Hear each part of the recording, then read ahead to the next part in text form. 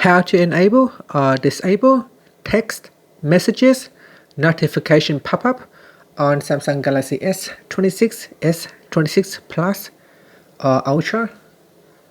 First, tap on the home button to return back to the home screen. Then from the home screen, open up the text messages app. In here, make sure you go back to the messages list. Then tap on the profile icon at the top corner. From here, we scroll down and tap on messages settings. Next, tap on notifications. Then we go down and tap on notification pop-up. So if you do not want to display the pop-up, then make sure you deselect this checkbox. So tap on it to enable or disable pop-up style. And that's it. Finally, tap on the home button to return back to the home screen. Thank you for watching this video.